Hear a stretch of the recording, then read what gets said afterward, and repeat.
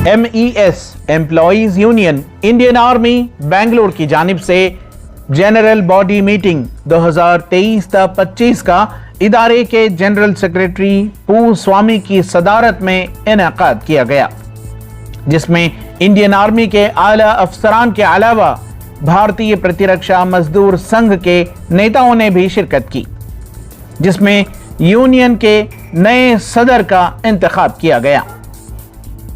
2 साल में एक मरतबा चुनाव होता है। आज इसी तरह प्रकार 23-25 का हुआ, जिसमें टेम्परेरी 6 मंथ के लिए सदाशिव राज को सेलेक्ट किया गया।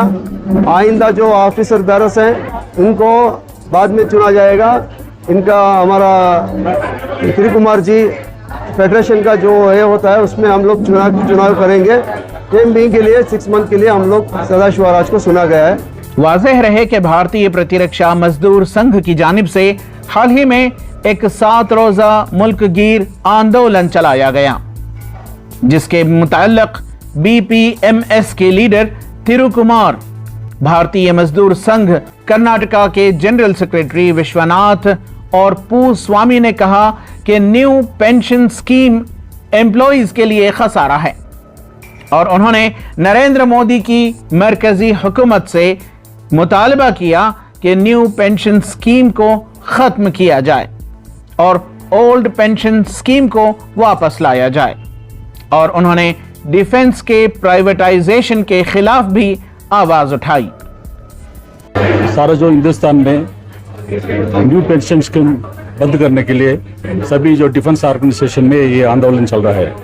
कहीं जो MP लोगों के पास दिया है, कहीं जो डिपार्टमेंट हेड के पास दिया है, concern memorandum minister of defence को भेजा हुआ है।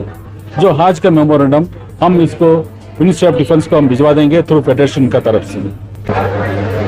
अगर जो next step will be under the directive of the federation. अगर फेडरेशन अगर बोलेगा इसको जो स्ट्राइक करना पड़ेगा तो हम स्ट्राइक में उतरेंगे।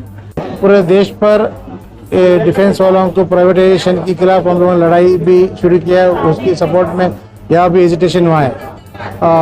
इसकी साथ साथ उनकी MES की डिफेंस में काम करने वाले मजदूरों के लिए न्यू पेंशन स्कीम के लिए दिक्कत, ओल्ड पेंशन स्कीम लागू करना, उसको कैसे मॉडिफिकेशन करना, वो सुझाव BMS ने भारत सरकार को दिया है।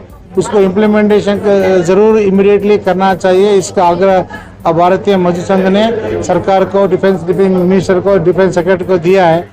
as early as possible we request to the government immediately intervene with the issue and call our BMS leaders and Defence Federation leaders and solve the issues. तो ना करेंगे तो BMS किसी सरकार भी वो तो मजदूरों के खिलाफ कुछ निर्णय लेता है तो उसके विरोध में हम लोग हड़ताल जरूर करेंगे। NPS में एम्प्लॉय के लिए कोई बेनिफिट नहीं है। उसमें 2000 जो ओल्ड पेंशन जो लागू करने से तो कोई भी बैंक वाला भी हमको पेंशन डिफेंड करके तो अमाउंट कुछ लोन दे सकता है। ये न्यू पेंशन स्कीम में लोन नहीं मिलेगा।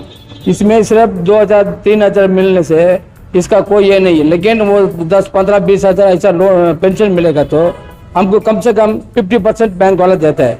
उसी में हम लोग घर बना सकते हैं और एजुकेशन बच्चों को दे सकते हैं। NPS में नहीं है। इसमें कैसा है हिसाब, वो 2000-3000 ले रहे वो 2000-3000 में कोई हम लोग का एम्प्लॉय के लिए फ़ायदा नहीं है। उसका लाइफ है ना वो बर्बाद हो जाता है, उसका मेंटल हरासमेंट है ये। तो आप क्या डिमांड क्या कर रहे थे? मोदी सरकार से हम रिक्वेस्ट करूंगा, ये एम्प्लॉय जो न्यू पेंशन स्कीम 2004 से लागू किया उसको मेहरबानी करके कैंसिल कर दीजिए। हम लोग का जो अभी एम्प्लॉय ले रहे हैं ओल्ड पेंशन स्कीम उसको लागू कीजिए। थिरुकुमार, विश्वनाथ और पू स्वामी ने बताया कि उन्होंने हुकूमत के मुतअद्दिद वज़रा, सियासतदान और आला अफसरान को मेमोरेंडम्स सबमिट किए हैं और वो उम्मीद कर रहे हैं कि इनकी मांगें पूरी होंगी।